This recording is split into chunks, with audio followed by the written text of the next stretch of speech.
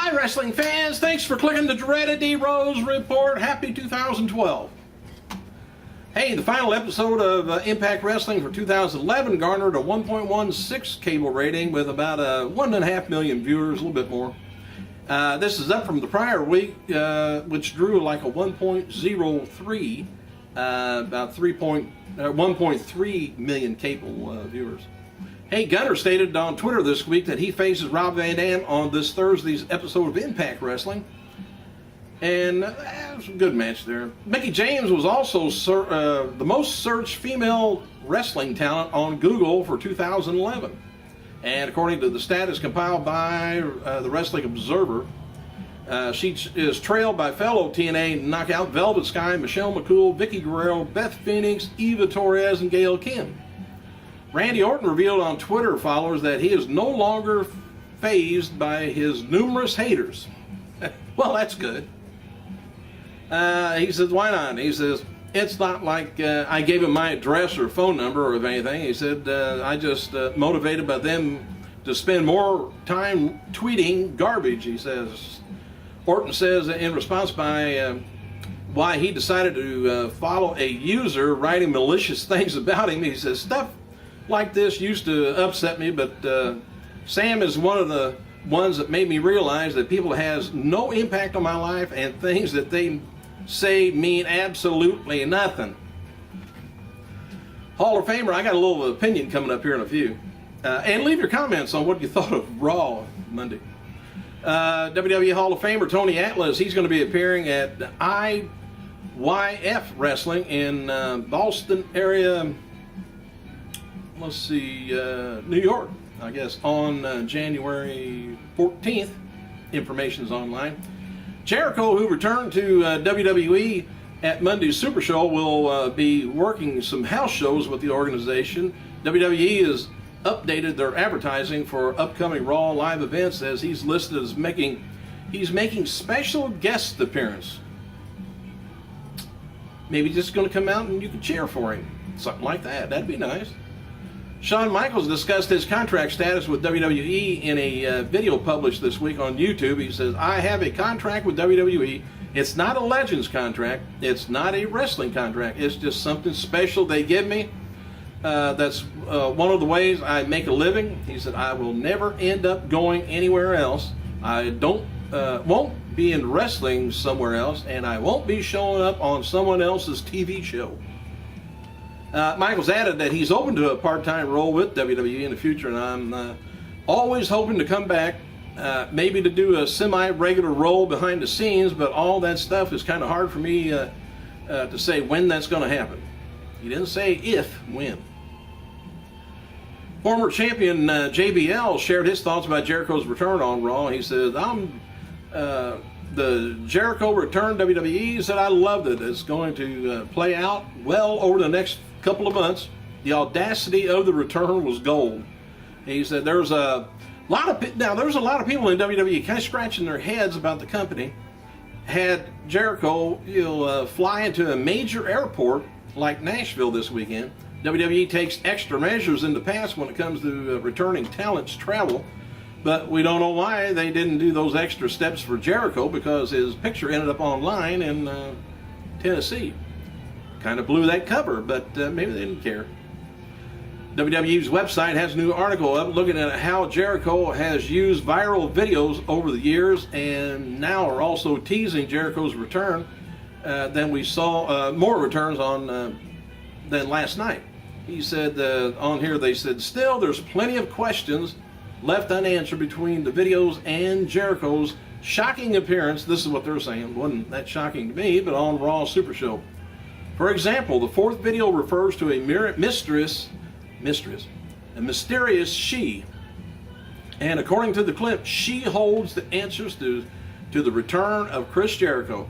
And that's when he calls her, and she began to reclaim will begin to reclaim what's rightfully his. And what does all that mean for WWE? I think I know. See if I'm wrong. Who is she? All right. How about the she as being Stephanie McMahon? Stephanie McMahon. Fourth video says, According to the clip, she holds the answers to his return, Chris Jericho's, which if she hires him, she's got him. So she's got the answer. And then it says she holds the answer to his return, and that when he calls her, he will begin to reclaim what's rightfully his, which would be the title. And when he calls her, that means, okay, we got a deal. My little humble opinion on this little humble line. And what does it all mean? It says WWE, no one but Jericho knows until he decides to let the rest of the world in on his ultimate goals. All the WWE Universe can do is conjecture. Is that what I did? I think I conjectured. And certainly Jericho has left plenty of material to do precisely that. All right, see if I'm wrong. Throw it to the wall, see if it sticks. The Wrestling Globe reports that wrestling legend Barry Windham, still hospitalized down in Florida, suffering from a heart attack and stroke back in October. Windham is set to have knee surgery because of the injury that he suffered during the attack, but is doing much better now and has been walking around in a hospital room. The Windham family is hoping that Barry will be able to continue to heal at home. All right, Chris Jericho's not commented since his return on Raw, but did retweet several comments from fans about how he's trending worldwide and didn't have to speak to get there. Former ECW star New Jack and Vic Grimes both turned 49 years old today. Happy birthday to hardcore, well, not hardcore, but WWE Hall of Famer. There you go. Jim Ross turned 60. And yesterday would have been the birthday of two-time World Heavyweight Champion, Golden Greek, Jim Londos. He would have been 115. All right. UK Mail has an article up on MLB star Alex Rodriguez and the diva, ex-diva, Tori Wilson, noting that the two have went public as a couple, and Rod and Tori have been in Cabo San Lucas the past few days and rang in the new year 2012 with actor George Clooney and girlfriend WWE diva Stacy Keibler, good friend of Wilson's. Anyway, a few days, very close at one point. A few of the WWE terms trending was Brodus Clay, Undertaker, Happy New Year's Eve, and Happy New Year's Miz, Hornswoggle, final segment with Kane coming up throughout the ring. I don't know how that twitters, but all right. The Rock is scheduled to make a WWE appearance again sometime in the next few weeks. Rock has spent the past week or so in New Orleans filming a next movie of Snitch. Rock spent most of February promoting Journey to the Mysterious Island, which hits the theaters in February 10th. WWE is releasing a new ebook, a soft cover book on June, called My Favorite Matches and My Greatest Matches by John Robinson. I don't know who that is. The book will feature stories from WWE talents discussing their favorite matches. Didn't say Charles Robinson, it's John Robinson. Anyway, WWE taped this week 44 of NXT this week's SmackDown at the Verizon Center, Little Rock, Arkansas. Confirmed for tonight's taping is Big Show taking on Daniel Bryan for the World Heavyweight title. Booker T taking on Cody Rhodes for the Intercontinental title. Randy Orton's been pulled, of course, from tonight's listing, and most likely will not appear advertised locally as Daniel Bryan, Big Show versus versus Mark Henry in a three-way. Former WWE superstar Lance Storm said last night on Twitter that he trained Chris Jericho at Storm Wrestling Academy in Canada to prepare for Jericho's return. Apparently he showed Jericho how to shake hands and pose for the crowd and get cheers. Anyway, he said since he's back, yes, Jericho did come back and train with me in SWA, spent a couple of days in the ring, including a 17-minute match. He says, no rust. The ratings from Friday SmackDown are going to be delayed due to the holidays. Raw is likely going to be delayed till Wednesday. I know you can't hardly wait. John Cena versus Kane in Last Man Standing match has been announced for the WWE Super Show, Madison Square Garden, March 18th. CM Punk defending the WWE title and Daniel Bryan defending the World Heavyweight title is also being advertised. Tickets go on sale tomorrow. Pre-show code is WrestleMania if you're around that area. So if that's any indicator, in March we're still having some with the title on the line, CM Punk. So I don't know whether he's going to win it back by then or what. But anyway, Stephanie McMahon joined her personal trainer Dave Palumbo Monday night in a heavy muscle radio. The synopsis reads, says, how is it like living in the spotlight with WWE, as well as being the mother of 3 and a hard training fitness enthusiast?